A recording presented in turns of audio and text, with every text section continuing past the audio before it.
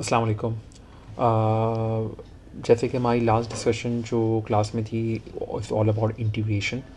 तो उसका short short recap मैंने बनाया है इन फॉर्म ऑफ वीडियो, ताकि आप लोगों को आइडिया हो जाए कि इंटीग्रेशन में किस तरह के क्वेश्चंस पेपर में आ सकते हैं। अच्छा, अगर आपको याद हो तो एक स्लाइड हमारे पास आई थी जिसमें एक टर्मिनोलॉजी यूज़ की गई थी अबाउट इनडेफिनिट इंटीग्रेशन। तो मैंने आप लोगों से कहा था कि अब तक जो हमारा पार्ट है वो इंडेफिनिट इंटीग्रेशन का है, ठीक है। तो थोड़ा सा मुझे चाह रहा था कि आपको इंट्रोडक्शन भी दूँ about what is definite integration, उसको किस तरह से हम सॉल्व करते हैं, क्या उसके पार्ट्स हैं। अगर आप इनडेफिनेट सीख लेते हो तो डेफिनेट इंटीग्रेशन नो डाउट बहुत आसान है as compare to indefinite integration, ठीक है। तो दिस इज़ द मेन जो मेन इस पीपीटी का मकसद है वो तो एक आपको हाउ नो हो कि how can you differentiate between a definite and indefinite integration. This is the slide जो कि ऑलरेडी हमारे उसमें भी कवर की गई थी कि बेसिकली हम क्या करते हैं। Anti differentiate is also called the indefinite integration, emphasizing that the result of the anti-differentiation is a generic function described only up to a constant summand। तो इसमें हमारे पास जो इंटीग्रेशन का सिंबल होता है वो मैंने आपको इस तरह बताया भी था कि सिंबल हमारे पास जो होगा वो कुछ इस तरह का होगा, लाइक दिस, ठीक है। जिसमें हमारे पास ये हम उसको इस तरह से बनाते हैं और फिर हम ये डी एक्स लेते हैं जो ये इंडिकेट करता है कि किस वेरिएबल के साथ हम उसको इंटीग्रेट करना चाह रहे हैं। तो एक सवाल कर लेते हैं डेफिनेट इंटीग्रेशन का। ये सवाल स्लाइड्स में दिया हुआ था, क्वेश्चन नंबर 7 है जो कि आप लोगों को सॉल्व करना था। तो ये मैं सॉल्व कर देता हूँ, आप लोगों को आइडिया भी हो जाएगा, एक सवाल भी आपके पास सॉल्व हुआ आ जाएगा। ओके,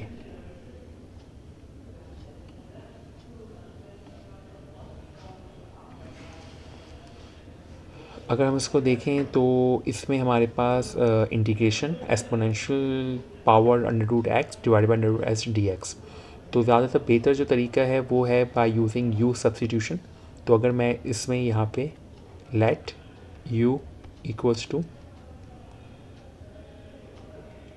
अंडर रूट एक्स को सपोज कर लेते हैं, ठीक है। अंडर रूट एक्स मैं इसलिए कह रहा हूँ, अगर आप सवाल को थोड़ा बहुत देखें तो नीचे अंडर रूट एक्स आ रहा है, तो अगर सिंपल एक्स रखेंगे तो सवाल हमारे पास सॉल्व नहीं हो पाएगा। लेट से पहले मैं आपको सिंपल इसको ना सिंपल एक्स से करके सॉल्व दिखा देता हूँ कि लेट से मैं यहाँ पे यू रखता हूँ एक्स, तो D you over D x हमारे पास किसके इक्वल हो जाएगा, वो इक्वल हो जाएगा सिंपल 1 के। तो D U will be equals to D X. अगर हम सवाल पे आएँ, सवाल में रीसब्स्टिट्यूट करें तो हमारे पास क्या था, ई, और हमने एक्स को यू लिया सिंपल। अगर हम u को x भी लेंगे ना तो आप देखें कोई हमारे पास सॉल्व करने का मकसद नहीं होगा, क्योंकि ये जहाँ पहले x था वहाँ पे u आ जाएगा, तो सवाल वैसा का वैसा ही रहेगा। तो सवाल को आप लिखेंगे तो सिंपली u और यहाँ पे du आ जाएगा और यहाँ पे अंडर रूट यू हो जाएगा। तो सवाल बिल्कुल कॉपी पेस्ट हो जाएगा जिस तरह पहले का दिया हुआ था। तो नो नीड, इसमें कोई भी हमें बेनिफिट नहीं होगा, नो बेनिफिट। तो सवाल को थोड़ा सा चेंज करते हैं। अब हम ये काम करते हैं कि जो मैंने आपको पहले सजेस्ट किया था,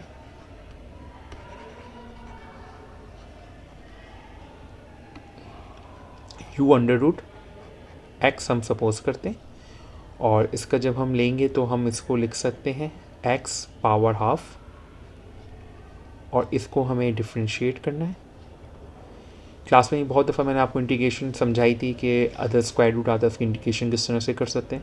तो इसमें आपके पास होता है कि पावर हम पहले लिखेंगे और उसमें से पावर को कम कर देंगे, तो हाफ माइनस 1। इसको अगर हम और सॉल्व करें तो ये हमारे पास कुछ हो जाएगा हाफ, और हाफ माइनस 1 ये आ जाएगा माइनस हाफ, और इसको हम डिनोमिनेटर में ले आएंगे तो ये हमारे पास बन जाएगा,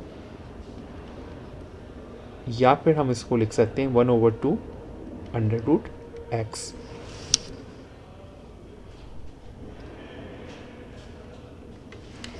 ओके, तो हमारे पास हमने स्टार्ट जो किया था, हमने इसको स्टार्ट किया था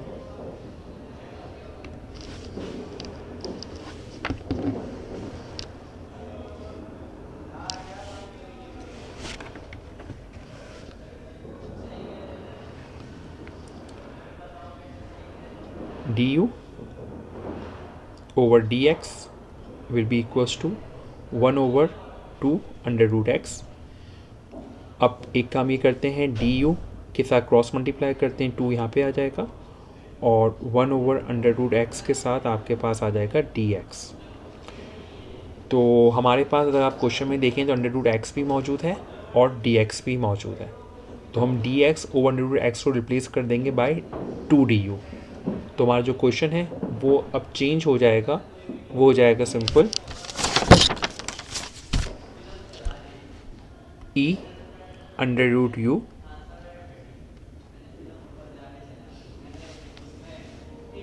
टाइम्स 2du. ठीक है जी. 2 जो 1 ओवर अंडर रूट एक्स का dx उसकी जगह रिप्लेस कर दिया बाय 2du और सिंपल 2 को हम बाहर ले आएंगे because being a constant e under root U du. अच्छा, यहाँ पे एक गलती ये है कि अंडर रूट यू नहीं आएगा, सिंपल यू आएगा आपके पास.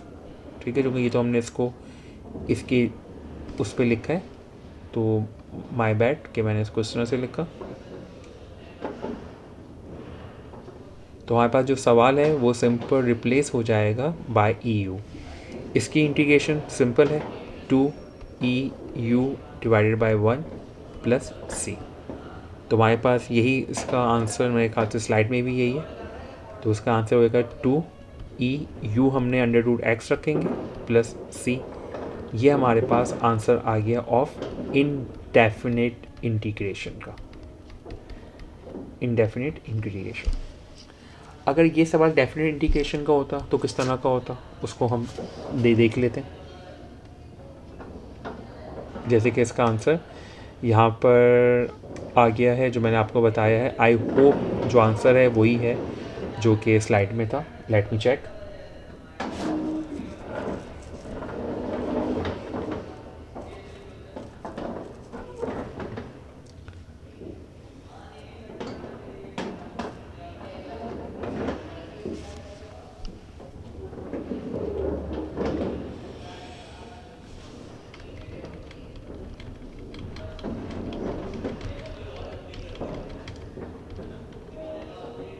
जी, 2e under root x plus c. 2e under root x plus c. ठीक है, दिस मीन्स आंसर हमारा जो आया बिल्कुल ठीक आया. ओके, ये हमने इसको सॉल्व कर लिया. ओके, अब डेफिनेट इंटीग्रेशन में क्या होगा, उसको कैसे हम रिप्लेस करेंगे. उसमें अगर आप देखें तो ये जो जहाँ मैंने लिमिट बनाई थी, ठीक है, ये बड़ा नहीं हो रहा, 1 मिनट. ठीक है, तो यहाँ पे आप देखें जो चेंज आया है वो क्या आया है, एक ये 0 आ गया यहाँ पे और यहाँ पे 1 आया. बेसिकली यहाँ पे हम लिमिट्स अप्लाई कर देते हैं, इंटीग्रेशन की लिमिट. नीचे वाली जो होती है हमारे पास लोअर लिमिट कहलाती है, लोअर लिमिट, और जो टॉप पे होती है उसको हम कहते हैं अपर लिमिट. ओके, अब करते कैसे हैं सॉल्व, इसको देख लेते हैं.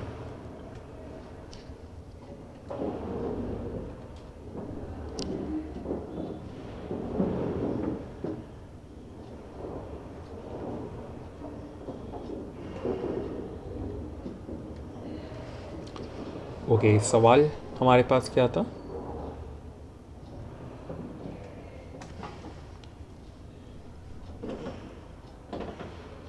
ज़ीरो 1 और e under root X over under root X dx.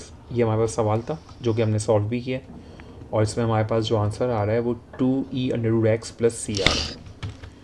तो इसमें हमने जो सॉल्व किया तो हमारे पास आंसर आया 2e अंडर रूट एक्स.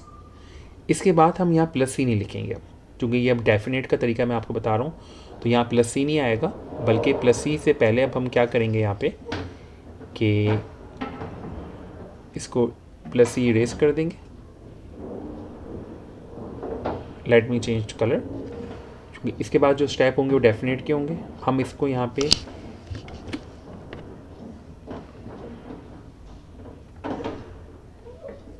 एक स्ट्रेट लाइन बनाएंगे ठीक है, सॉरी मेरा कर्सर थोड़ा सा मसला कर रहा है, स्ट्रेट लाइन इस तरह से होगी और यहाँ पे आप लिख देंगे जो थी 0 और 1। ये लिमिट्स अब आप इसकी वैल्यू को पुट अप करेंगे। ई पहले अपर लिमिट पुट करेंगे, एक्स की जगह 1 आ जाएगा, माइनस दोबारा से लिखेंगे 2e और यहाँ पे आ जाएगा 0। ओके, √1 आपके पास सिंपल 1 के इक्वल हो जाता है, तो यहाँ पे आप 1 लिख दोगे, -2e 0। e की पावर 0 आपके पास क्या होगी, e की पावर 0 1 होता है, तो सिंपल यहाँ पे 2 आ जाएगा और यहाँ पे 2e हो जाएगा। इसमें से आप 2 कॉमन ले लो तो ये बन जाएगा e -1। एक्सपोनेंशियल की वैल्यू आप डाल के इसको सॉल्व कर सकते हो, तो इस तरह से आप इसकी डेफिनेट इंटीग्रेशन आपकी ये सॉल्व हो जाएगी। इसको हम चाहें तो कैलकुलेटर पे भी कर सकते हैं, वो मैं आपको अभी एक दूसरी वीडियो में बना के बता दूंगा किस तरह से कर सकते हैं, how to solve definite integration. अच्छा, कराने का मकसद क्या था कि एक शॉर्ट क्वेश्चन हो सकता है कि डेफिनेट इंटीग्रेशन का आपका पेपर में आ जाए।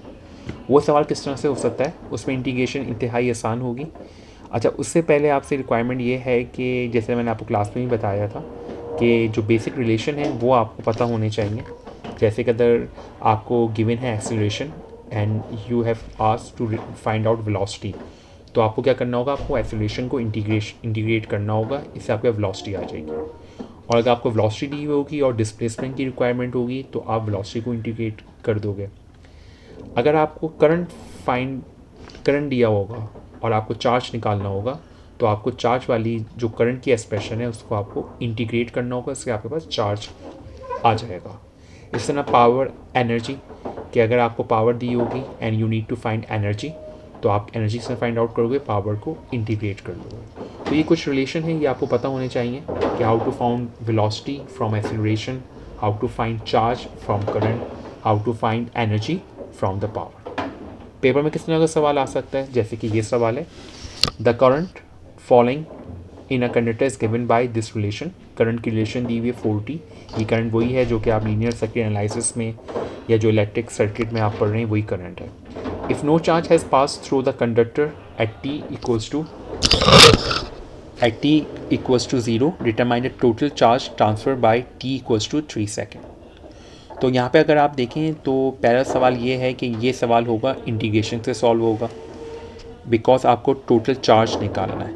चार्ज का क्या रिलेशन होता है कि अगर मैं करंट को इंटीग्रेट कर दूँ विद रिस्पेक्ट टू टाइम तो I will get my charge.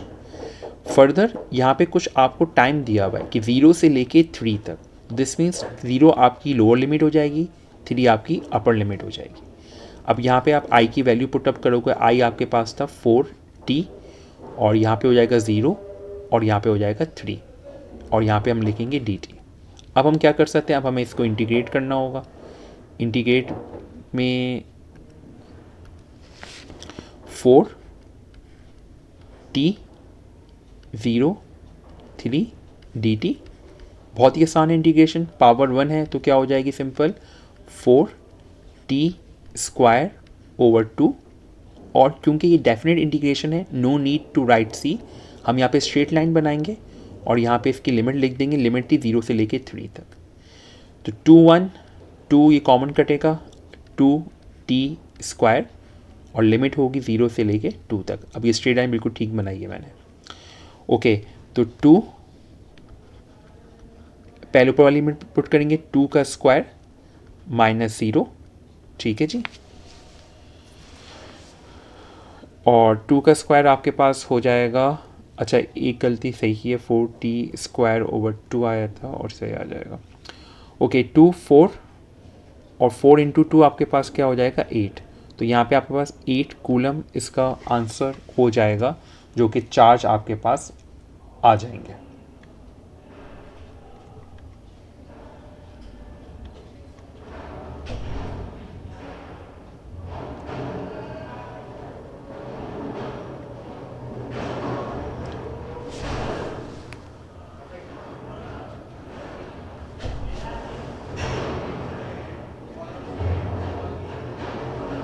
ठीक है जी। अच्छा, यहाँ मुझसे गलती हो गई, 3 था तो मुझे यहाँ 3 पुट अप करना था। 3 के लिए मैं किस तरह से करूँगा, 2t² है, तो यहाँ मुझसे गलती ये हुई है कि यहाँ पे मुझे 3 पुट अप करना था, तो 3 का स्क्वायर होता है 9 और 9 इंटू 2 होता है 18 कूलम। तो इसका आंसर जो आएगा वो 18 कूलम आ जाएगा।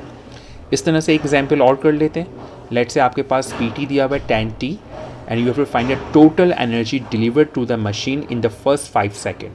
First 5 second assuming zero energy at T equals to 0। तो फर्स्ट 5 सेकेंड का मतलब क्या है, 0 से लेके 5 तक। तो इसमें जो हमारे पास लिमिट होगी वो क्या होगी, 0 से 5। और हमें क्या फाइंड आउट करना है, एनर्जी फाइंड आउट करना है और पावर को हम इंटीग्रेट करते हैं रिस्पेक्ट टू dt। पावर का जो रिलेशन हमें दिया हुआ है यहाँ पे 10T दिया हुआ है और इसको 0 5 dt कर देंगे। इंटीग्रेशन क्या होगी, 10 बाहर लेके आएंगे, t की इंटीग्रेशन हो जाएगी t स्क्वायर, तो यहाँ हो जाएगा t स्क्वायर ओवर 2 आ जाएगा और यहाँ पे हम स्ट्रेट लाइन करके यहाँ पे 0 से 5 लिखते हैं। तो 2 1 5 ये हो जाएगा 5t स्क्वायर और यहाँ पे लिमिट 0 5 5 t का स्क्वायर 25 माइनस 0 25 इंटू 5 जो आपके पास आंसर आएगा वो 125 जूल्स आपके पास आंसर आ जाएगा। तो शॉर्ट क्वेश्चन आंसर्स में ये एक तरह की डिस्क्रिप्शन आ सकती है अबाउट डेफिनेट इंटीग्रेशन। तो मैंने कहा मैं आपको ये बता दूं, ठीक है। और बाकी इंटीग्रेशन को जो यहाँ पे स्टेप्स हैं उससे आप करिएगा, इंशाल्लाह ताला कोई मसला नहीं होगा। थैंक यू, अस्सलाम वालेकुम।